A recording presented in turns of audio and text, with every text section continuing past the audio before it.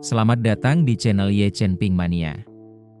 Terima kasih pada Tuan Rahim Awang dan Tuan M. Ridwan yang sudah berlangganan di channel Ye Chen Ping Mania. Semoga dilancarkan rezekinya dan diberikan umur panjang yang penuh keberkahan. Terima kasih kepada semuanya yang sudah like dan subscribe. Semoga selalu diberikan kesehatan dan kesuksesan. Naga tak terkalahkan bab 7328 sampai bab 7329.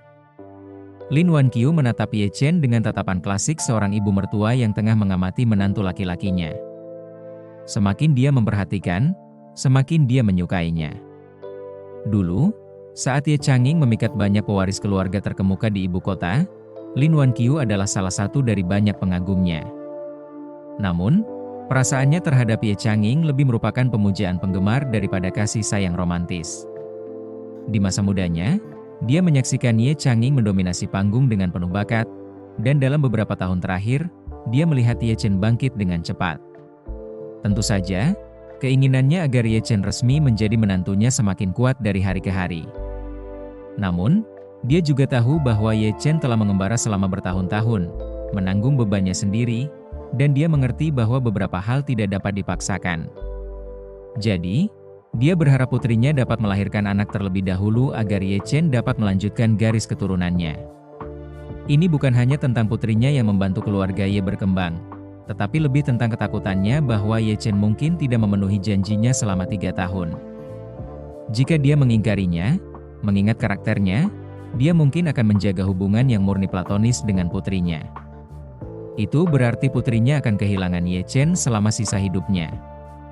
Sebagai seorang wanita dan seseorang yang telah melalui semuanya, Lin Wanqiu telah melihat secara langsung betapa besarnya penderitaan Du Haiqing, mantan istri Su Shoudao, karena dia tidak bisa menikahi Ye Changing. Apapun yang terjadi, dia tidak bisa membiarkan putrinya mengulangi nasib tragis Du Haiqing. Sebenarnya, semua orang tahu bahwa jika Ye Changing memberi Du Haiqing satu kesempatan saja, mengizinkannya memberikan hadiah paling berharga kepadanya, 20 atau 30 tahun berikutnya tidak akan begitu menyakitkan. Mencintai namun tak pernah mencapainya adalah takdir yang paling kejam. Bahkan sesaat kepemilikan dapat meredakan kegelisahan hati. Jika Du Haiqing melahirkan anak Ye Changing saat itu, Lin Wanqiu percaya hidupnya selama 2 atau 3 dekade terakhir, bahkan tanpa menikah, akan jauh lebih bahagia daripada sekarang. Maka, sebuah rencana mulai terbentuk di benaknya. Haruskah dia ungkapkan saja semua itu kepada Ye Chen, dan bermain secara terbuka? Keluarga Gu tidak peduli jika putrinya menjadi simpanannya atau hamil sebelum menikah. Demi kebahagiaan putrinya seumur hidup, mereka rela merendahkan diri seperti ini. Mungkinkah dia benar-benar tidak berperasaan hingga menolaknya? Setelah lama ragu-ragu, tepat saat dia hendak berbicara, Ye Chen tiba-tiba menoleh ke Gu Qiui dan berkata, "Ngomong-ngomong, Nanan, aku punya kabar baik, tidak tahu apakah kamu akan tertarik." Gu Qiui bertanya dengan rasa ingin tahu, "Saudara Ye Chen, apa kabar baiknya? Cepat ceritakan padaku." Ye Chen tersenyum, "Tawana Suite mengadakan 4 konser di Anjing, kan? Dia mendengar kamu kembali dan ingin mengundangmu untuk menjadi bintang tamu di keempat pertunjukan. Apakah kamu tertarik?" Gu Qiui langsung gembira, bertanya dengan penuh semangat, "Benarkah? Tawana mengundangku untuk menjadi tamunya? Dia, bagaimana dia bisa memikirkanku? Kami bahkan tidak dekat." Kemudian, seolah ada yang masuk akal, dia bertanya pada Ye Chen, "Kakak Ye Chen, apakah kamu memintanya untuk mengundangku?" Ye Chen menggelengkan kepalanya sambil tertawa, "Tidak juga. Dia mendengar kita berbicara di telepon di pesawat. Mungkin ingin sedikit bermesraan. Kalau kamu mau, aku akan mengajakmu menemuinya nanti. Kalau tidak, aku akan memberitahu dia dan menolaknya." "Aku siap," kata Gu Qiui bersemangat, "aku selalu menyukainya. Dia sangat berbakat, menulis sebagian besar lagunya sendiri, sangat mengesankan. Sebelum aku debut, aku selalu mendengarkan musiknya.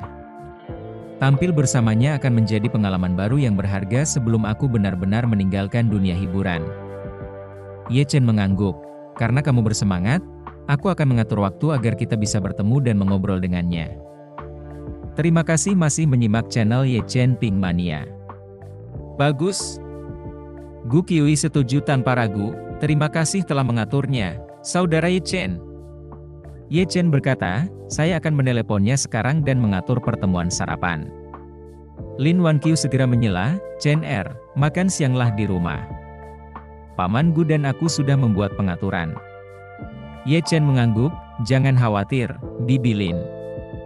Nanan dan aku akan menemui Tawana, menyelesaikan semua urusan, dan kembali tepat waktu untuk makan siang.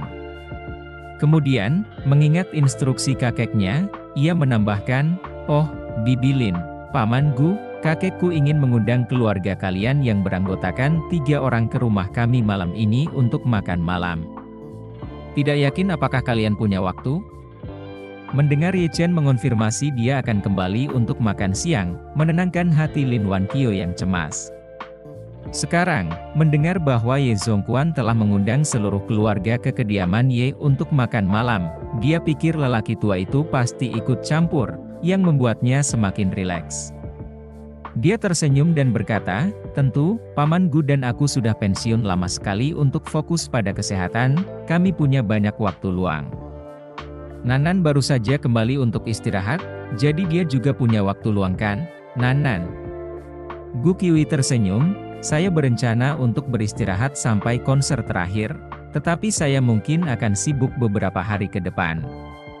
Menjadi bintang tamu untuk Tawana adalah suatu kehormatan, dan karena saya berasal dari Yanjing, rasanya seperti menyambut tamu terhormat atas nama kota. Lin Wanqiu mengangguk pelan sambil tersenyum, asalkan kamu bahagia, ibu akan mendukungmu. Melihat semuanya beres tanpa ada konflik jadwal, Ye Chen mengeluarkan ponselnya untuk menelepon Tawana. Masih pagi, tidak yakin apakah Tawana sudah bangun, tetapi Ye Chen tidak terlalu mempermasalahkannya. Telepon itu berdering beberapa saat sebelum dia mengangkatnya, suaranya serak, Tuan Ye, mengapa Anda menelepon saya sepagi ini? Ye Chen terkekeh, maaf mengganggumu sepagi ini. Tidak apa-apa. Tawana langsung bersemangat, apakah kamu butuh sesuatu? Ye Chen berkata, saya ingin bertemu Anda di Istana Buckingham. Saya akan membawa Nona Gu untuk membahas pertunjukan. Tawana bertanya dengan penuh semangat, Nona Gu setuju. Ye Chen tertawa, tentu saja. Dia senang bisa tampil bersamamu, jadi kupikir kita harus segera menyelesaikannya. Konsermu tinggal beberapa hari lagi. Baiklah, benar. Kata Tawana, kita perlu menyelesaikan detailnya, durasi pertunjukan, pilihan lagu, dan idealnya beberapa interaksi di antara kami. Ye Chen segera menjawab, kalau begitu, sebaiknya kita bergegas. Bagaimana kalau kami pergi sekarang untuk bertemu dan berbicara? Tawana tertawa, bagus sekali. Aku sudah memesan kamar presidensial di sini dengan ruang rapat. Kalau kamu dan Nona Gu belum sarapan, aku bisa mengaturnya. Kita bisa makan dan mengobrol saat kamu tiba. Bagus, kata Ye Chen tegas, kami akan berangkat sekarang. Dia menutup telepon dan menoleh ke Gu Qiui, Nanan, ayo kita pergi sekarang. Semakin cepat kita selesaikan masalah ini, semakin cepat kita kembali, tidak ada penundaan untuk makan siang. Gu Qiui langsung setuju. Lin Wanqiu, melihat Ye Chen begitu bersemangat untuk mengurus bisnis, merasa sedikit curiga. Dia tidak bisa menghilangkan perasaan bahwa pertemuan itu adalah alasan untuk menghindari sesuatu. Namun, karena makan malam keluarga Ye sudah direncanakan malam ini, dia memutuskan untuk tidak mendesaknya. Karena kamu ada urusan yang harus diselesaikan, pergilah dan selesaikan saja. Paman Gu dan aku akan menunggumu kembali untuk makan siang. Baiklah. Ye Chen menjawab dengan cepat, lalu keluar bersama Gu Qiui. Begitu berada di dalam mobil van, Ye Chen menghela napas lega. Dia takut Lin Wanqiu atau Gu Yanzhong akan mengangkat topik itu di hadapannya dan Gu Qiui. Jika mereka melakukannya, itu akan menjadi situasi yang sulit, dan suasananya akan sangat canggung. Untuk saat ini, dia berhasil menghindari peluru. Saat dia merasa lebih ringan dan mulai melaju meninggalkan kediaman Gu Qiui menyeringai dan bertanya, Kakak Ye Chen, Apakah kamu mencoba menghindari orang tuaku? Bersambung.